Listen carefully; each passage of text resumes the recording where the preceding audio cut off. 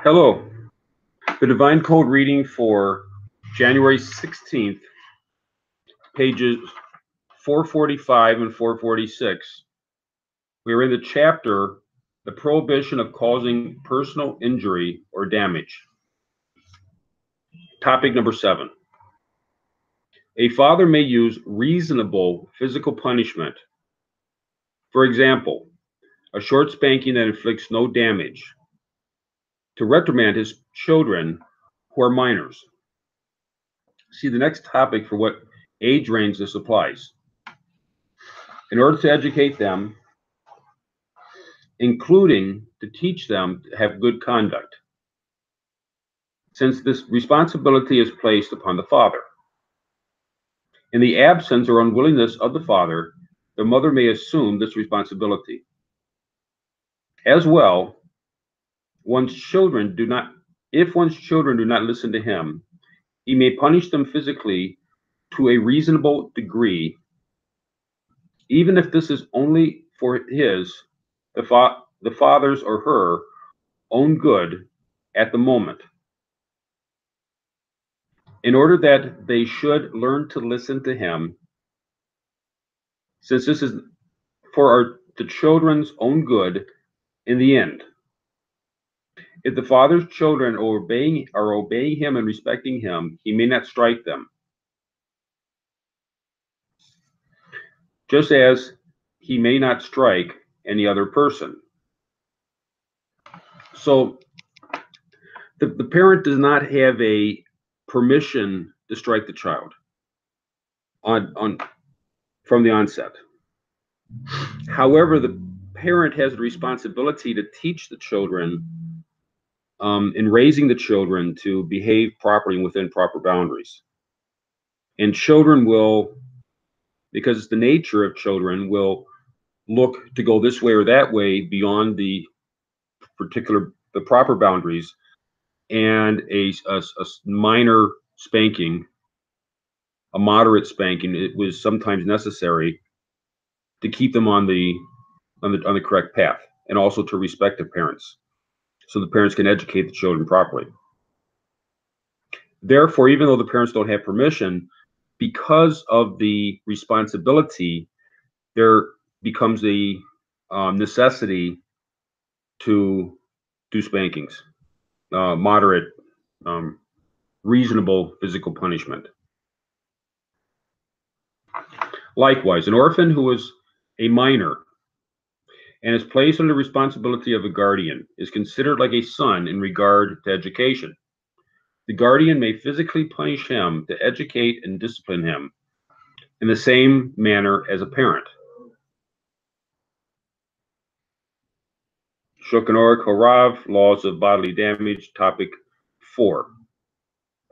However, since the guardian of an orphan does not naturally have the same love for the child as a parent would, he must take extra precaution against punishing the child beyond the limited amount that is needed for the child's own good. So what is necessary, and it's going to vary from child to child, what's necessary is what is needed to keep the child on a reasonable path, so they're going to go in the right direction. That doesn't mean we're trying to control them into a narrow area, but we're trying to gently nudge them in the correct path, and that sometimes requires physical punishment. We just have to be careful that it's done for the right reasons and in the right measurement.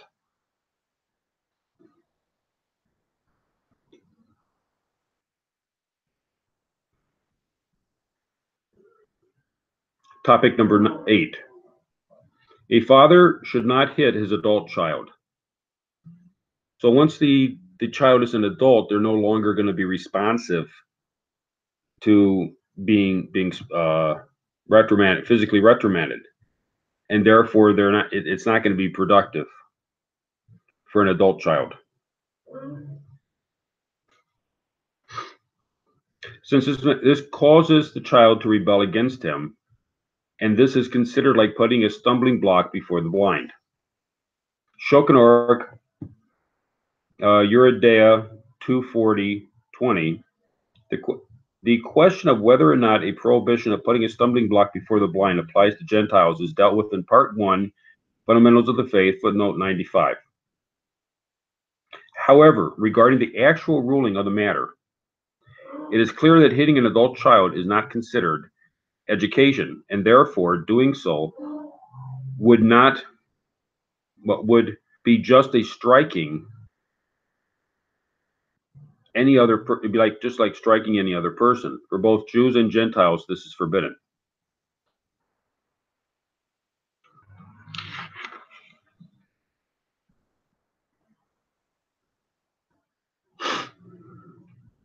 So, and we don't necessarily have a commandment not to put a stumbling block before the blind with regard to Gentiles. However, it's a logical obligation to follow the concept that we don't want to cause people to err, and the spanking that could be very beneficial at one age, at the age of 5, might be very detrimental at, let's say, age of 15, which would be considered an adult.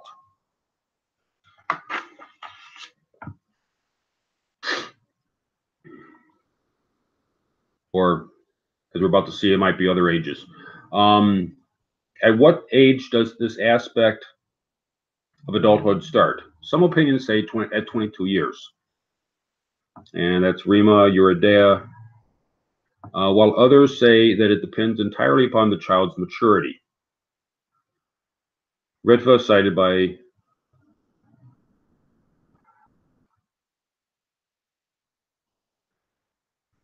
Birki Yosef and Eurydia.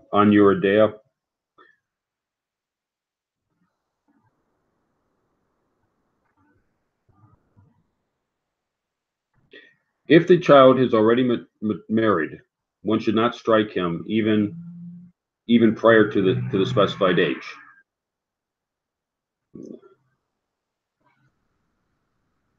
It is clear that it is forbidden to strike an adult daughter, just like an adult son. So at whatever time we're going to say that, okay, this is no longer considered a child, it's now considered someone that should be, we should be able to explain it to them, and they should listen to the explanation. They shouldn't require physical spanking. And whether that change occurs at the age of 15, if it occurs at 22, or when a person gets married, whatever the standard is, we have to understand that at some point the necessity to spank a child for educational purposes functions as a person matures.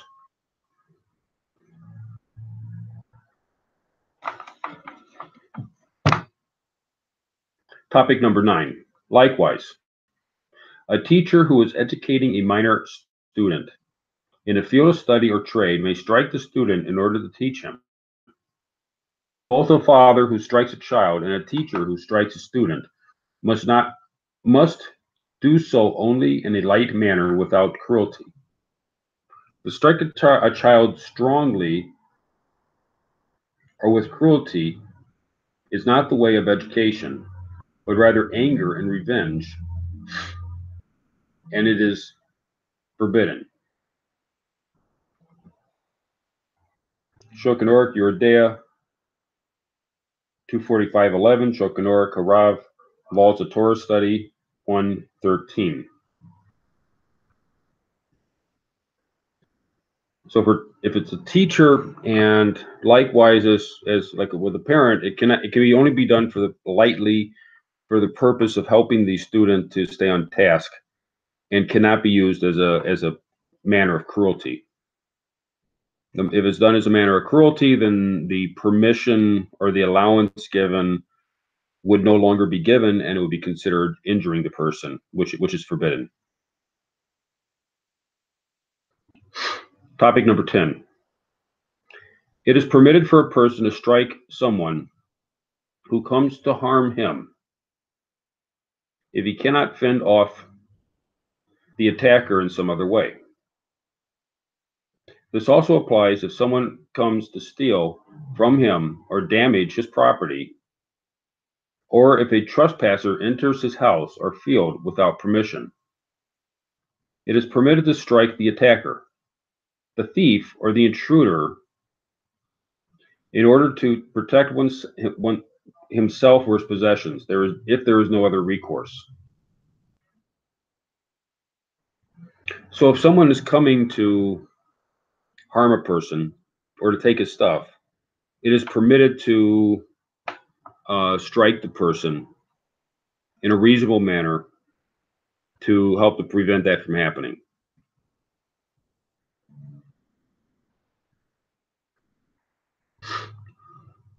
However, if one can fend off the intruder in another way, it is forbidden to strike him. Likewise, if someone cursed or even struck a person in the past, it is forbidden to take revenge against him physically, since this is only permitted in an act of defense at the moment and not for revenge. In Shokanori Karav, Laws of Bodily Damage, topic 2.3.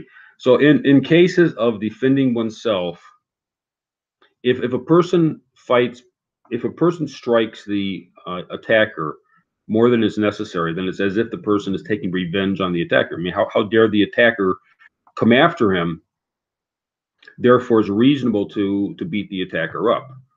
But if all he has to do is, yell and the attacker is going to leave, then anything he does beyond yelling would be considered, it would be something he would be responsible for. He's only given the permission to strike the attacker to the extent necessary and not beyond that.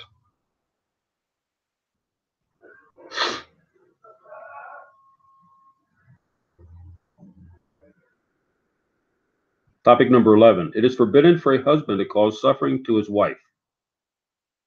Lukute Sikut, Volume 5, page 147 and page 236 in the notes.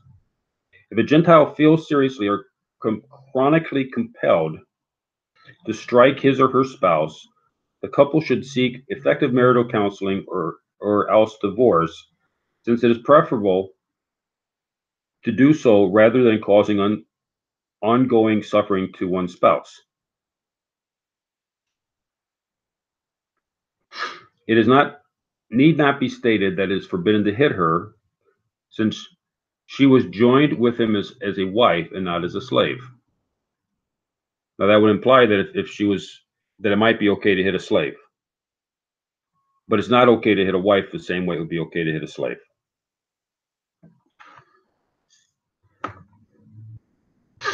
If a man's wife is causing him intolerable suffering or cursing him, he should divorce her. If he cannot refrain from hitting her or tormenting her to cause her anguish.